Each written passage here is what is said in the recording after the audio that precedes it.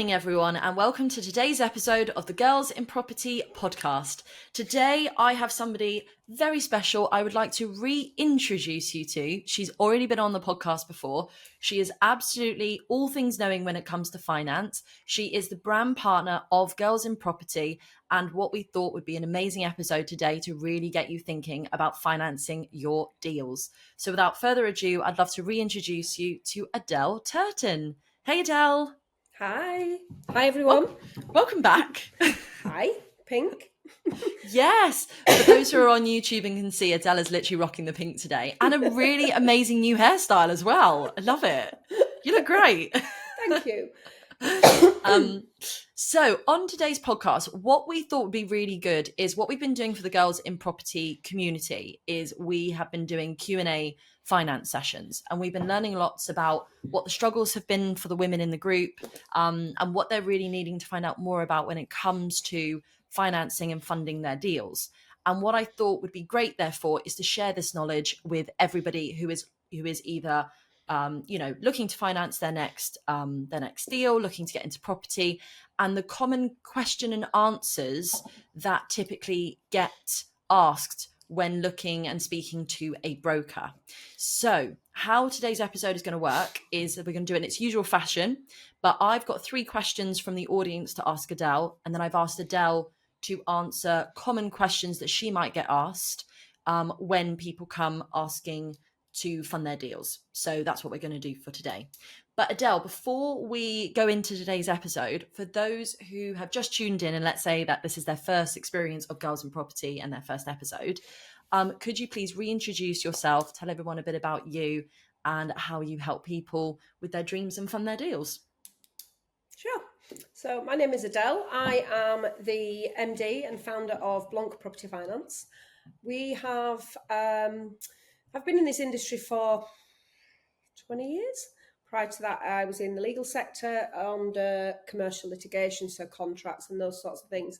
I found that a lot of the stuff that I do, that really comes into play, especially in legals. We are a boutique brokerage. We specialise in property investor funding. So whether it's ground up, whether it's refurb, portfolio, simple buy-to-lets, HMO. A lot of the stuff that we do with the HMO will start all the way from refurb and then map out all the way through to the exit so that we can show people a full financial landscape of what it's going to cost, at which point, and what that will hopefully look like on the back end. And we'll give a couple of different options to that. That's a really strong service for us. We do a lot of business with that. So that's me.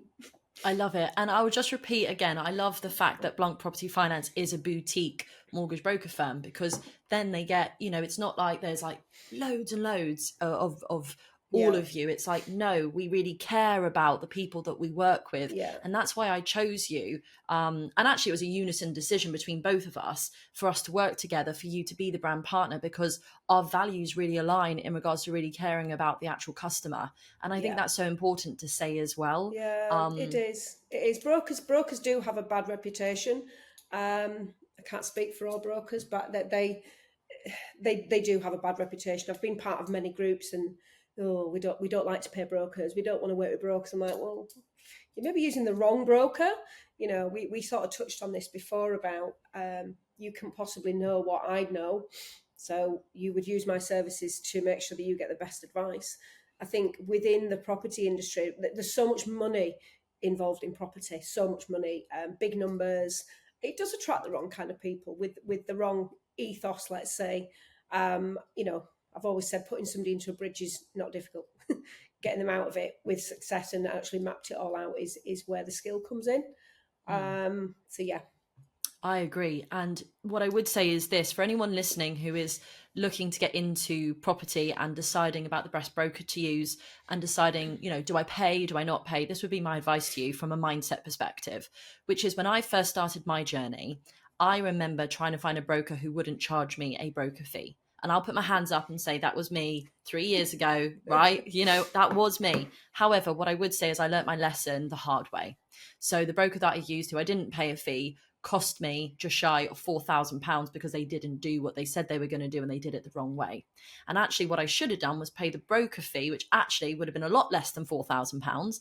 I'd have got the correct information and I would have built a reputable relationship with that same broker who I would then use all the time. So what I would say, if you're sitting there thinking whether you should be paying for a broker or not, what I would say, and it's quite direct what I'm going to say, is if you think you shouldn't pay a broker, you're actually thinking with a very small minded, and there's actually a small mindset that you have. Are you looking to just take on one property? Are you looking to take on two? Are you actually looking to become a property investor? If you're looking to become a property investor, you should be thinking bigger. You should be thinking about that relationship and getting the right power team on track. So please don't ever sit there questioning whether you should be paying for a broker. The simple answer is you pay for the value and the quality that the broker will give you and the information. So I will just say that. That goes back to why we are a boutique style, size, whatever. It's because it is about consultation and it's about service. I often hear, well, you get paid off the lender. Yes, I do, for the work I do on behalf of the lender. If you want me to, the industry will, generally brokers who don't charge a fee usually have to do more work. So you're getting less time. I often spend up to, 6 hours probably as an average with a client before we even start, taking them through everything, making sure that they understand the numbers. Do you know the difference between rolled up and deducted? Do you understand what rolled up will do to your end balance? Most people don't. They just see that they're getting more on day one. The common mistake I see is that people just want the deal. They just want the deal. They just want the finance. Like, no, hang on a minute. I just want to make sure that you understand what that's going to look like on the back end. Sometimes people don't listen anyway, because when you're trying to complete, you just want to complete. Lenders that can be difficult, or lenders that can be easy to deal with at the front end, they're often not as easy to deal with on the back end. So that's really what you're paying for. You're paying for all those years experience and that service that you're going to get me as your right arm. That's essentially what it is. Yeah, I absolutely love that. And speaking positively then of you and the success of Blanc Property Finance, what would you say at this moment in time that you're celebrating at the moment, Adele? Do you know what I'm celebrating? Autumn, because I can wear jumpers and socks. And I love all the seasons. I do like summer, but I am obviously with the skiing. I do like the winter months, and I've got my pumpkins around the house, and I do like autumn. Have you already got pumpkins around the house? Yeah, look, there's one here, look. Oh my God, you're so funny. It's the beginning of October and you already have pumpkins. This is a squash. That's not a pumpkin, Adele. It's a squash. It looks like a little white one, though. I was going to say it's like an anemic pumpkin. That is so funny. So scary movie time, all of that. I love that. Yeah. Autumn is great. I love it when the leaves fall. It's really beautiful. But I don't like the cold. I'm half Mediterranean. Well, I'm half Mediterranean. I like the sun. What am I celebrating? So I'm celebrating the fact that this month for me is busy, really busy in terms of getting myself out there in a lot of speaking events. So earlier this month, I spoke at Ella Hardy's Land Profit event, which was amazing. I literally just got back from Manchester yesterday, speaking at Paul and Danielle's Manchester Property Social. And I was asked to be on the panel. And then I'm speaking at Sophia. Yeah. And then I'm speaking at Sophia Botchway's on Wednesday. And what's amazing is I feel like with the podcast happening and me being, me and putting myself out there with all of the investment that I'm doing at the moment for property, people are beginning to really see me wonderfully as an expert. It's a lot of work on the front end. It really is. And the other thing is the reality is I worked Monday to Friday, full days, Monday to Friday, and then I drove 5 hours to Manchester, went on the panel, and then drove 5 hours back yesterday. So I've just worked a 7-day week.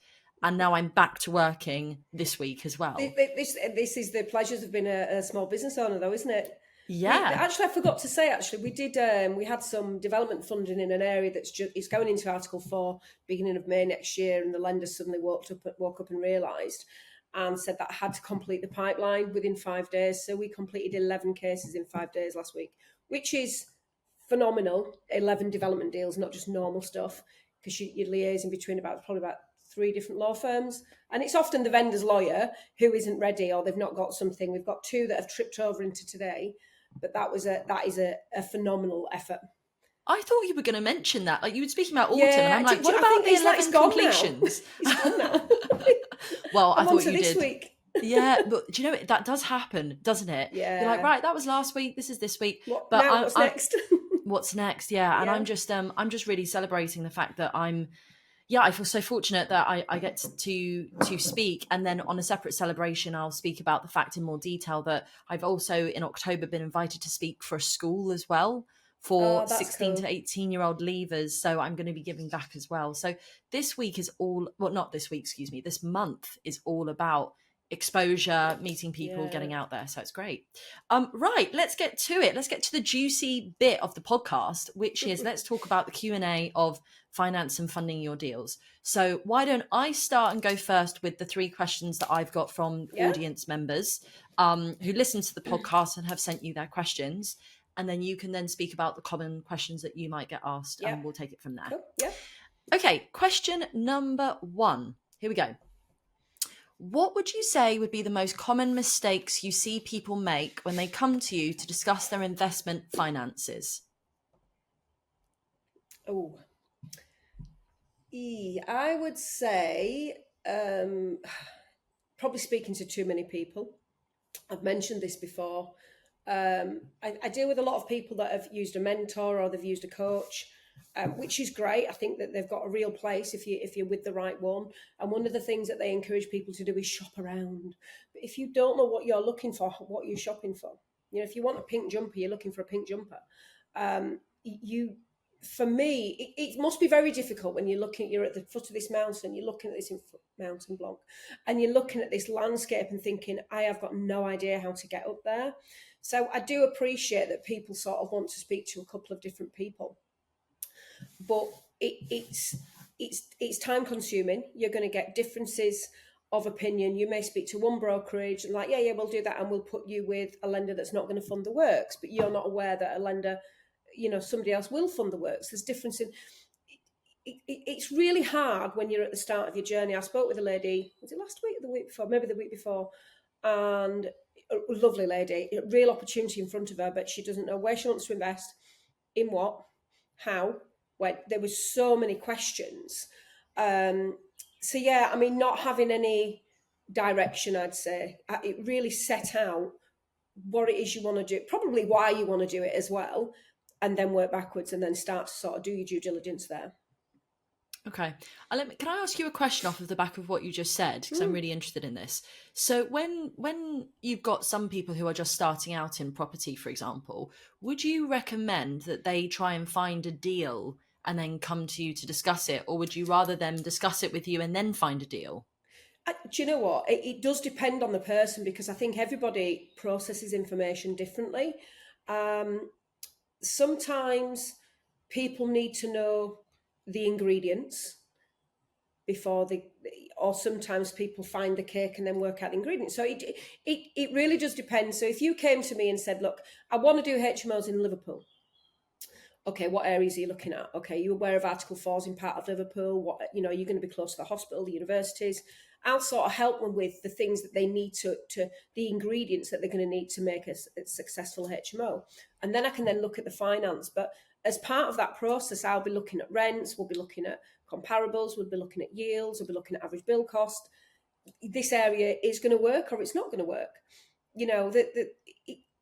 There's no one way that fixes all. I think if you have a goal in mind of this is what I want to do and this is what I want to create, then that really does help.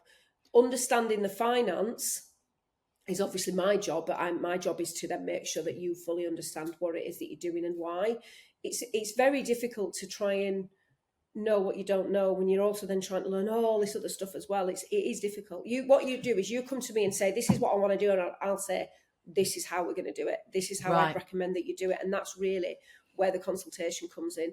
That makes perfect sense. That makes absolutely perfect sense. So what you're basically saying is you're saying, look, I can help people who are starting out in property, but you've got to know where you want to go. You've got to have a plan, as opposed to coming to me to try and give you the answer to your plan. You're like, I'll help you finance it and fund it and show you how, but you've got to know what it is you want to do. I'll test your numbers. I'll test the due diligence, the comparables that you've got. We can turn all that inside out. But there is so many different things that you can do and so many different ways to do it. It's an open-ended question. We'll be here for days. Do you know what I've just thought could be a really good, easy example of this for people to understand? It's like when you go to a hairdresser for the first time. Yeah. You've never been with that hairdresser before. The hairdresser doesn't know you, doesn't know your Yes. personality. You sit down, you've got this hair, and they go, right, what are we doing today? And you go, I don't know. Absolutely. So Do what you want. And they're like, but we could do anything with your hair. Yeah, exactly. And so I it's so funny is that because your perception is everything. I'll say to my hairdresser that, I want it more of a wedge at the back, and she'll do it as in a proper, no, I didn't mean that, I meant graduated. And it's the words that you use. Perception and terminology is everything, isn't it? So Yeah. really, you really need to get very clear, to coin a phrase from a coach. You need to get very clear on your goals and what it is that you want to do. People normally invest in areas closer to them. Some of them may feel that. So a lady that I was speaking to last week, she's in the southeast. Property prices are so expensive, the model is not going to work there. So she now needs to look further afield. You then need plumbers, electricians. You need a team there. You need a reliable letting agent. There's so many things that could change your mind in that journey. So you've sort of got do a lot of due diligence up front. People say they want to be in property. How? In what capacity? Do you want single buy-to-lets because they're sleepy and there shouldn't be much trouble? Or do you want full-on HMOs? Do you want to get into commercial? Do you want to do shared office space? There's so many things you can do. Yeah, I love that. That's beautifully worded. So I love that. And hopefully that answers the listener's question as well, which would be great. And then the second question we have here is, once I have funds in my limited company, what loan to value do regular business mortgage lenders offer? And what common restrictions and conditions might there be to borrowing as a business? Okay, the use of the word business is a little bit, it's throwing me off there. Do they mean a trading business mortgage? So you are an MOT garage, for example, and I'm only saying that because we've got a couple going through at the minute. So you are a trading business, and the lending will be based on the strength of your accounts. I think I've touched on this before with somebody in the forum, in the Girls in Property forum. Or are you just meaning limited company by using the word business? Because limited company would be single purpose vehicle for what the lenders call them. I think they're talking about a single purpose vehicle on this particular particular so basically occasion. You're buying buy-to-lets in a limited company. The average loan to value is 75%. 75% of the purchase price. There's a few little bits, again, because they wouldn't know, there's a few little bits missing so that I can give you the answer, which again is why we do consultation. So I'll sort of, what do you really mean by that? Where are you going with that question? 75% is pretty standard, to be honest. There are some lenders that will do up to 80. I don't even know if they do 85% anymore, but you're not going to, if you're telling me you need to be using a commercial valuation at 70, a commercial valuation on a 6 or a 7 bed HMO, the best results will be with a lender that won't go higher than 75%. And again, that's only through experience that I would know that. There are so many lenders out there that market, we do this product. You as a client won't know that won't work for so many other different reasons behind the scenes. And that's really why you need a broker. Yeah, to sort of exactly. see through it for you. And with that other bit of the question, then it says here, what common restrictions or conditions might there be to borrowing as, let's say, a single vehicle, a single purpose vehicle. Company. So the common restrictions, I don't really know what the common what she means by that, to be honest. You're going to have to sign a PG. You can, believe it or not, start the company today and borrowing it tomorrow. A lot of people don't know that. A lot of people think you've got to have 3 years accounts, but that would be a trading business. So you could start the company today and I could arrange funding in it tomorrow. You just need to open a bank account, which can be slow, by the way. Other restrictions. There are some lenders that allow you to live in the house. So you buy it in your limited company and then rent it back to yourself. But it's quite tricky. It's not something we do lots of, to be honest. It's mainly landlords that are investing in their portfolio. PGs, ILA, obviously.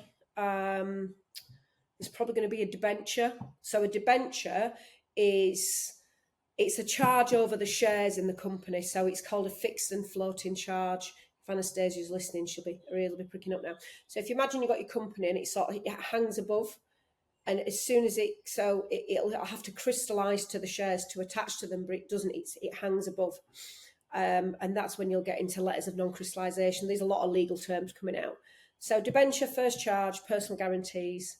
The debenture means that you need permission from that lender when you're bringing in another lender to lend. You're not restricted to that lender with a debenture, but you've just got to get permission to sort of bring somebody else into it as well.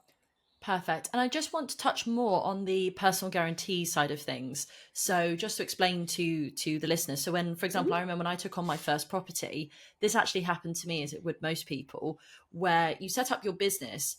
And of course, how we see ourselves from our perspective is we are our business. Yeah. I'm down as, Athena D Limited, but I own 100% of that business. I am Athena D Limited. Yeah.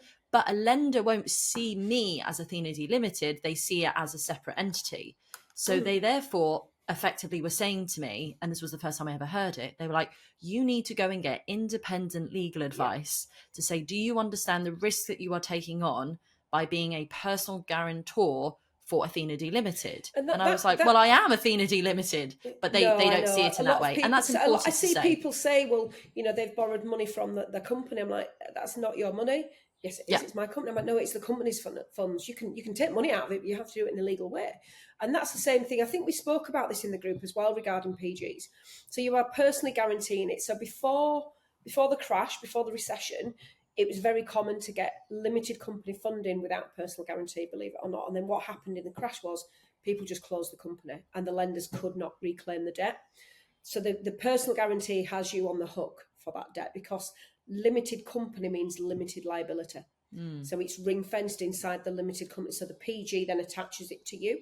You then need to take out ILA to have independent legal advice to say that you have been made aware, like you said, of the implications of this guarantee and what it means if it goes wrong. We can get into really, they've really started to bring in some different things now to do with deed of subordination. So when you've borrowed money from an investor for you to do your project, the lender will want a deed of subordination from the investor to say, you are aware we've got first charge. I mean, that would be obvious, you would assume, and you will only be repaid once we've been repaid.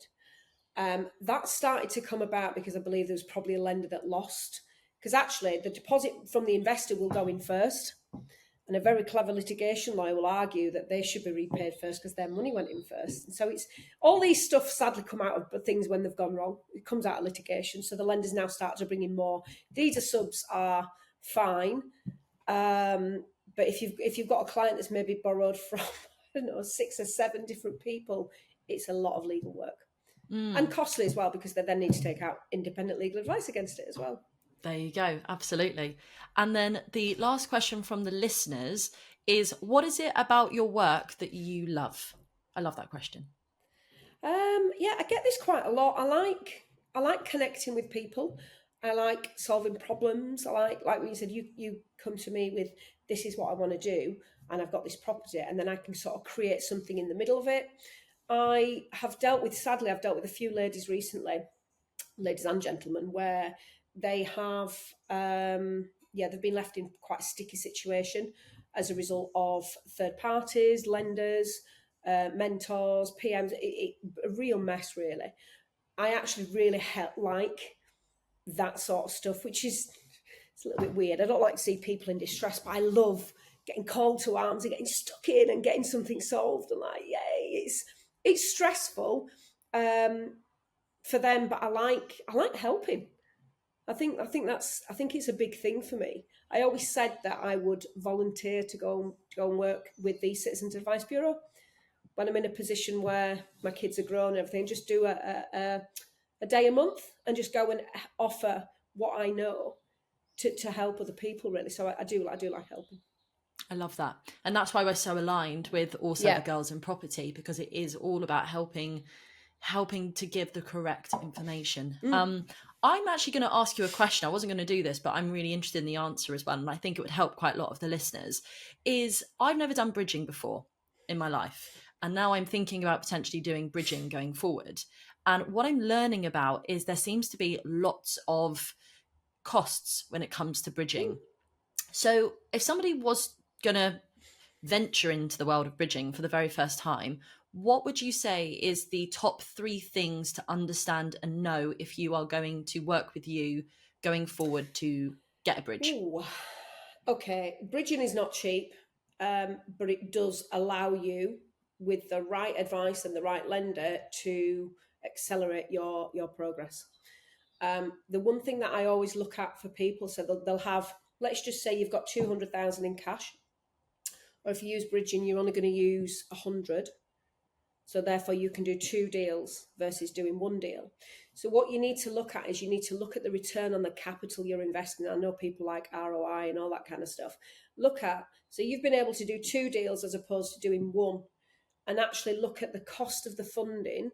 The cost of the funding is just a cost of the business, unfortunately. It's just, you're able to double up what you're doing. Don't take on too many projects at the same time. That is definitely good advice. Don't fall foul to it. People they sort of go from one end of the spectrum, being totally scared to it, like, yeah, let's do loads, and they bring 4 at once. I'm going, oh my god, this is going to be hard work. So definitely sort of look at the return on the capital that you're actually investing, and is it worth you paying them 1.25% a month. Another one is, a lot of people don't understand the differences between rolled up, deducted, and serviced interest. Now, serviced interest, I'd probably never advise anybody to do on a bridge, which is, servicing means you pay for the interest every month, which could be thousands. Deducted means you get a gross loan, they deduct the interest for the term that you've agreed, and you get a net advance.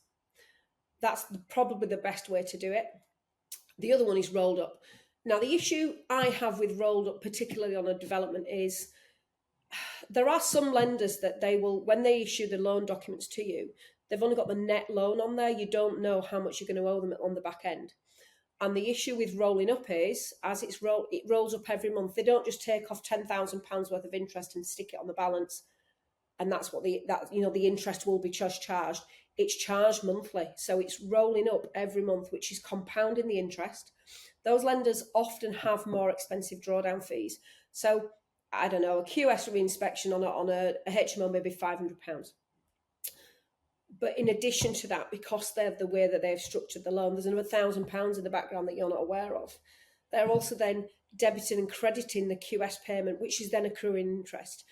I've looked at some lenders where they roll up versus deduct, and the difference on the balance on the back end was frightening. It was at least 10% extra that the client was not aware of. So if they've lent at 70%, you're going to owe them 80. Yeah. And you can only remortgage at 75. Now, obviously, you would have added more value from then. But what happens is all that added value that you're building is being eroded away. And when you actually look at the true cost of funds, because what happens is the lenders who do that are offering a lower rate. The only way that they can offer a lower rate is to make the money elsewhere. But it's an unknown. You don't know. I'd much rather you're going to charge 1.25, whatever it is. And these are very clearly what you will owe at the end, because the gross loan is only 300 and it cannot exceed that. Versus, well, that's the thing. You're getting 280 now, but you might owe us 330 when we're finished. What? And trust me, when you're trying to get off a bridge, you will do anything to get off that bridge. I know, but this is what I'm talking about. It's really understanding the facts and the figures and the spreadsheets at the beginning, so that you can look at the return on capital employed and make a justified decision with that. And you may say, Adele, I need more on day one now. This deal needs to work this way. I'm happy with the unknown on the back end. I'm like, as long as I've made you aware, and that's what you want to do, because that 1% a month actually is costing you more than the 1.25% a month with an exit fee. It's just you can't see it at the minute. The additional charges, they often charge a legal fee every time you draw down. Yeah. I don't see the relevant why you need to do that. Other lenders don't need to do it. So they often all charge the same, but the way they structure it looks very different. But the cheaper lender will end up costing you more in the long run. Yeah, I totally agree. And you know what? I feel that there's quite a taboo at the moment around bridging. Yeah, like I think when some people hear bridging and they've never done it before, the first thing they think is, "Oh, I've heard bridging's really expensive. I've heard bad things about really bridging." Strange. I had a conversation with somebody, and I used to think this about bridging years ago. So if you borrow it for 12 months and you repay after 6, you get 6 months interest back. They don't keep it. A lot of people go, "Oh." They don't keep it. They'll obviously only charge you for how long you've been on the bridge. interest on tranches is often half the amount of you expect it to be, because you're drawing down in arrears on a pro-rata basis in tranches for less months that are left. As you're going across a bill schedule, you've got maybe 25,000 in month 2, 30,000 in month 3. It's prorated as the amount of interest, and then when you repay at month 6, it's then all sort of recalculated back to actually the true cost of funds was probably about 7% per annum or something. I don't know, I'm just picking it out of the air. It's not 1.25, it's not 1.5 when you really look at it. But until you get to the back end, I can roughly estimate what it's going to be. And this is why I don't like these lenders that don't show you the gross loan. It does unnerve me a little bit, and especially because a client's not going to know any better. They're just going to think that they're not aware of, well, there's interest on the end of that. They think that's what the loan is. Yeah. And this is why you pay to have a really good broker.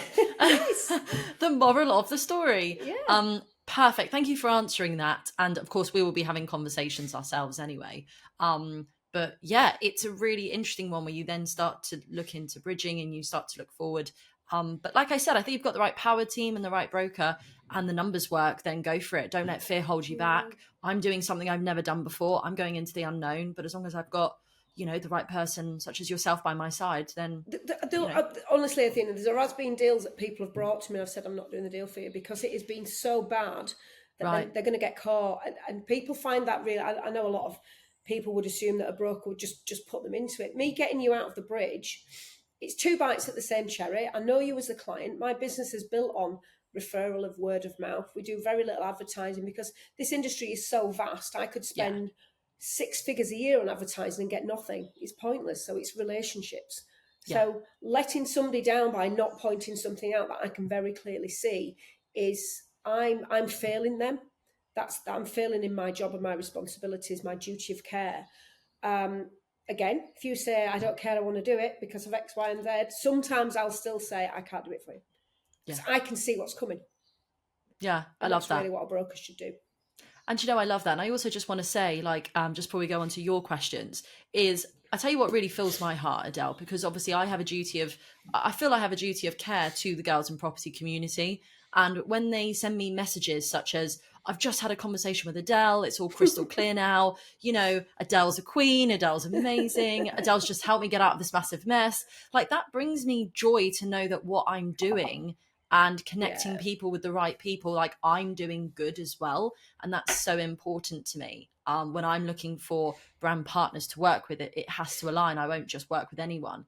And so, I just want to make that point that it's important to also know that we're doing good in this industry when there is so much noise around. Let's be the change we want to see. I always say that, and it's important. Right, your questions. So what would you say was your typical question that you get asked that you think would help the listeners listening today? Oh gosh, have HMO rates come down yet? No. The answer is no. What are they sitting at? What are they sitting at the moment? With the right particular lender, so you can probably get a HMO rate for about 5%, but you're not going to get the result. It's like a recipe, your ingredients that you need to get to that end result, and that is to be able to use a commercial valuation. Certain brokers need, well, not all certain brokers, but brokers who specialise in this need to have a certain status with certain lenders to be able to achieve that result. 6.84 is probably what you're saying, which is Shawbrook. There are lenders with lower rates and higher fees, but then you're going to be using the wrong surveyor, for example. When I say the wrong surveyor, I mean a surveyor. So a lot of lenders will come out and say, oh, we do commercial valuations, but they actually don't. You may have paid for one, but you're not going to get that assessment. There are so many things inside. Commercial valuation is like 50 pages long. It's so in depth. If that surveyor does not like this model, so in the Northeast, this seems to happen a lot in the Northeast. Northeast is a very big area, and there's probably 4 firms that can do a commercial valuation in the whole of the Northeast, and possibly maybe a little bit more. And they do not like the commercial HMO model. They don't want it. They do not like it. So you will struggle. You will get a commercial valuation, but you won't get a commercial valuation like you would do in the Midlands, for example, because they do not like the model up there. They don't believe that it works. they think that the yield is much higher than what we do. So higher yield means lower value. So there's all these other little nuances inside it, rather than just coming out and saying, oh, we can do a HMO at 5%, but the fee's 15%, whatever crazy fee they've got on it. It's not 15. But you're not going to get the result. I've seen people still do this. They use term lending instead of using bridging. And all I can say to you is you just need to be so careful, because if a lender realises that you are using long-term funds for short-term, they will put a mark on your hunter file. And a hunter file is like, I think Syrah is a different one. So you've got Syrah and you've got Hunter, and they're like Equifax and Experian, but they're almost like for financial crime. And it sits in the background, and there'll just be a flag. And I have seen one from a client who he worked for his mum, and then they had paid. There was something that just wasn't right, and the lender suspected something, so they put a flag. And all it will say on the file is refer. So there'll be a refer. The lender that you're trying to go to will ring that other lender. The lender will tell them what happened, and you won't get lending. And that's what tends to happen. A lot of the bigger lenders, so your big lenders that do a lot of buy-to-let, if you're using buy-to-lets on that basis, they're not going to like it. You know, that at the end of the day, the rate is cheaper because you're supposed to have it for longer. A lot of people do it. A lot of people do it with residential mortgages as well, and it's naughty. It's really naughty. If you want to be in this industry seriously for any length of time, you've got to play by the rules. Yeah. And what would you say was, so in terms of the question there, the question was about the rates, the HMO rates. Oh yeah, we went off piste a bit then, didn't we? Yeah. I was like, what was the question, Adele? No idea. Rates, 6.84 is going to be, if you're looking for a HMO on a commercial valuation. There are some a little bit lower, but a little bit more fee, but that's roughly where you're going to be. When base rate comes down, if it ever comes back down, it will never go back to where it was. I would expect those rates to be sitting around between 6 and 6.5%. I think that's where it will end up.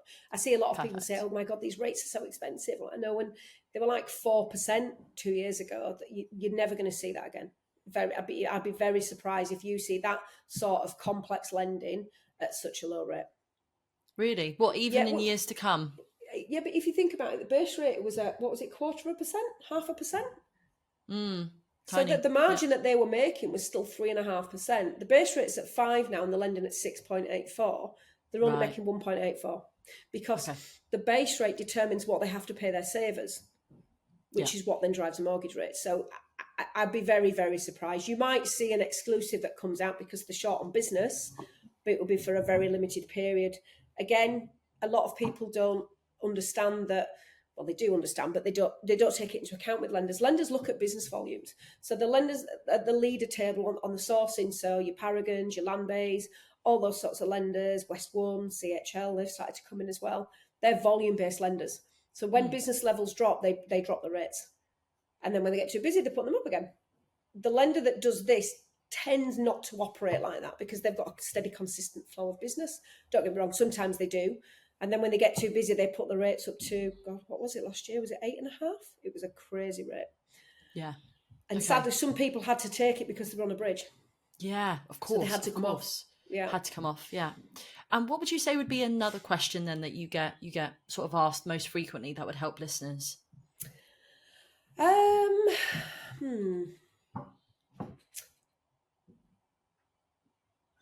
Just trying to think of ones that we've had recently. I'm trying to think of cases we've had in the last couple of weeks where it was a common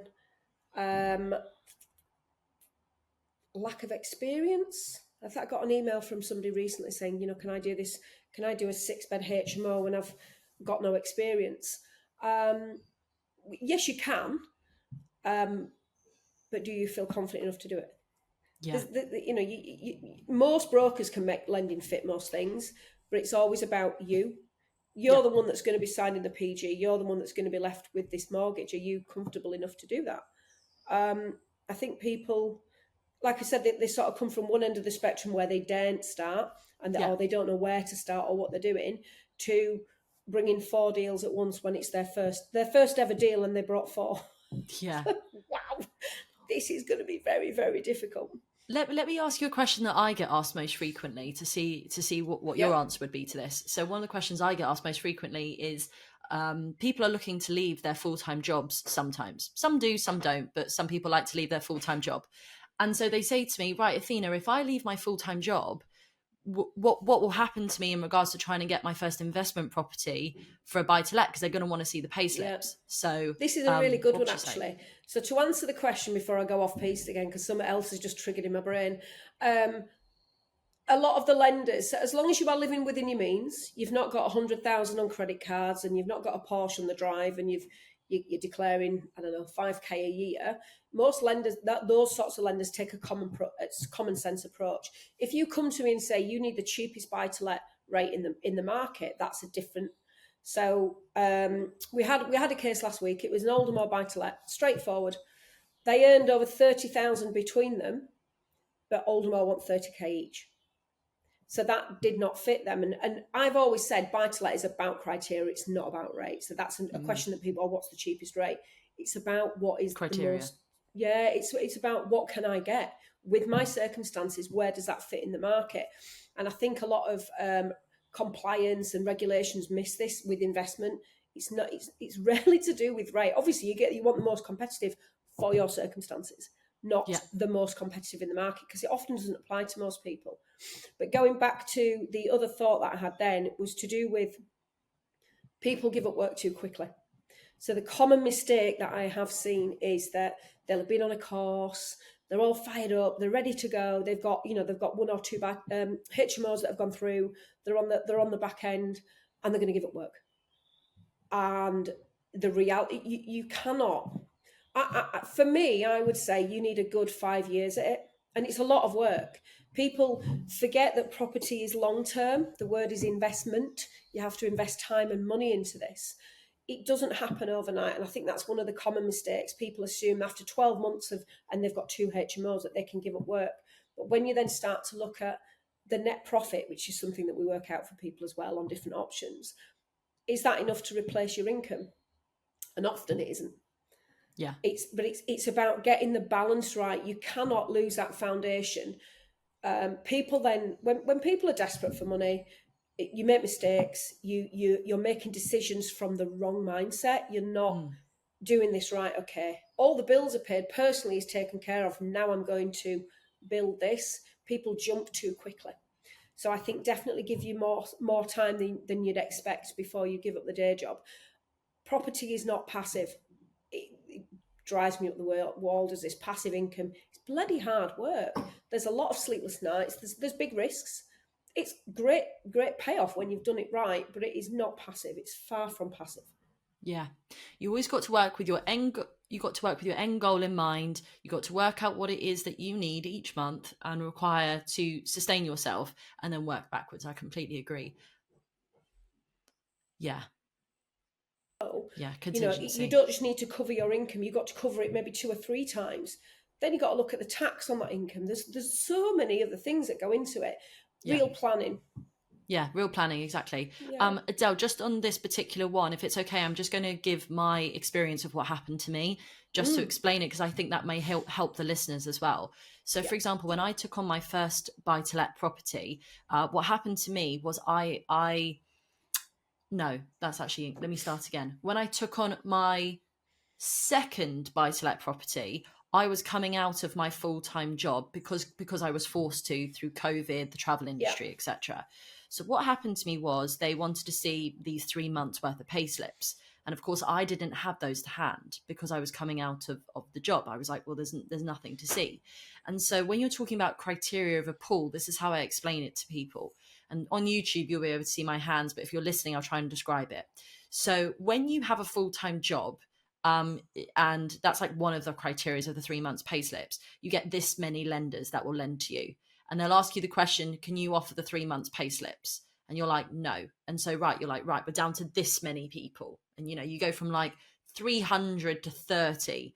And then they'll say to you, and this is what they said to me, they're like, do you own your own property? That was the second question. And I said, yes, I own my own property. So I get to keep these 30. Those who don't own their own property and they rent their property would probably go down to 10 lenders, let's say. And then what the final question is they said to me, do you have at least 1 year landlord experience? And I said, yes, I do. So I got to keep my pool of 30, let's say. Whereas if you rent your property and you say, no, I rent my property, you only have 10. And then if you go down again and you say, no, I don't even have a year's landlord experience, you might then only have 5 lenders. Now, those 5 lenders will lend to you to get you going on your journey, but they will charge you a high arrangement fee, a high interest rate, because you are a high risk. And so when I started my journey, I paid those high arrangement fees. I paid those high risks, but it enabled me to start my journey. So I agree with what you're saying in regards to criteria, but it's just explaining it in its most simple terms for listeners. Exactly. And the other thing just to say is what I didn't realize when I first started investing in buy-to-lets myself, and I learned obviously very quickly, is they care about affordability of you to a certain extent, but what they actually look at is what does the mortgage cost and what is the rental on the property? Does the rental cover the actual mortgage? And if it does, that's what they actually want to look at. So it's more about the property and less about the person. Yeah. Exactly. And Adele, to finish off, like I know that me and you both have like a similar mission, which is to educate people and encourage people to actually gain knowledge and then go ahead and fund their deals. And we see so many times that, giving the education and then it's like they feel that they just can't take that next step. And it's like, I know that our mission now is to give as much education as we possibly can and to say, look, if you're ready to go, let's do it. And so I think that's the message that I want to really leave on this podcast with you, which is gain the education, get the right person as a broker to talk you through the finance, but once the numbers are there, go for it. And I remember the first time I ever did an investment buy to let, I remember one person saying to me, you've stared at these numbers 1,000 times now, you can see the numbers clearly work. Oh, okay. Well, this podcast is raw and real. So, right. Well, Adele, I'm telling you now, this remains on the podcast because I keep these podcasts raw and real. So this is staying on. So I hope the listeners just enjoyed that bit. What was I saying? I've lost my train of thought now. So this is what I was saying. So what's really important is when I first started out, I remember I used to stare at these deals again and again and again. And somebody once said to me, look, Athena, you've stared at these numbers 100 times. Go for it. The numbers clearly work. And so that's the message I want to leave with everybody. Get educated, get the right information. But once you've got it, go for it. What's holding you back? Ask yourself that question. Like, get the right mind. It does. And of course I will be doing further episodes on that as well to really help everybody. But Adele, I'm sure that lots of people are going to want to get in contact with you from this podcast. What I would ask before you give your details is I would ask this. When people are getting in contact with you or you want them to get in contact with you, what is it that you would like them to come with when they set up the call? What is it you want them to have ready available with you? Yeah. I always think the advice I would give to anyone listening to this is when you're speaking to anybody, not just Adele, anyone, have a clear understanding of what it is you want to get out of the call. So you say, right, after this 30-minute call, this is what I want to have got out of it. If you don't have that, don't make the call. Be really clear because everyone's time is, absolutely. Yeah, you must always do your own due diligence because it's your name against the deeds and everything. It's your responsibility 100%. Adele, I've loved today's podcast. I can't wait to hear it and hear the bit where your mum comes in. But do you know what? That's what I'm here to represent. That's what we're here to represent. Raw, authentic honesty. That is what we're doing. And you know what? It's just a bit of fun.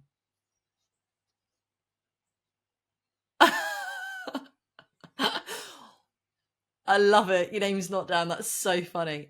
So Adele, if people wanted to get in contact with you, where is the best place for them to find you? Yeah, I'm also going to add your calendar link to the show notes as well. So anyone who wants to book in a call, just go directly to the show notes of this episode and you'll be able to see Adele's calendar link. And then if you want to get in contact with me for anything regarding property, mindset, Girls in Property, then I am Athena Dobson _official. And on Girls in Property, we are, of course, Girls in Property. And then what I would say is a couple of things. So the first one is of course, I've got the Girls in Property community, where Adele, of course, comes in and speaks for the community along with other experts. We're now 73 members. I want to get it to 80. So please do come along and join. There is a membership that you can do so. And you gain access to the Circle platform, which is great. And it's so active. It's a really active community, which I absolutely adore. And then on top of that, I've got the Christmas Gala on Saturday, the 7th of December for Girls in Property. I'm aiming for 100 women in property, finance and construction to be there. Adele, of course, you're going to be there as well. I will just say I've just hired some amazing entertainment for it. And I'm going to go OTT. I'm like, right, let's go. Let's do this. So there's going to be loads of, I appreciate being very quiet about the whole thing, but there's going to be loads of promo stuff coming up for it now that we're in October. We're going to go in go mode. And then anyone who is starting out in their journey or wants to really enhance their mindset, I do also have a free resource available for you, which is called the Property Lifestyle Mindset Accelerator course, which is completely free. I created it myself, and I want to encourage everybody to get the right mindset when going forward in property. So please go check that out in the show notes as well. But Adele, loved having you on. We'll, of course, do some more of these. It's important. Of course, it's important to educate people. And I love the fact you're rocking the pink, and we are going to do good things in this industry. But go see your mum, enjoy your Monday. And listeners, I hope you enjoyed. I hope you got some useful tips from it, and enjoy whatever it is that you're doing today. Have a great week. Bye.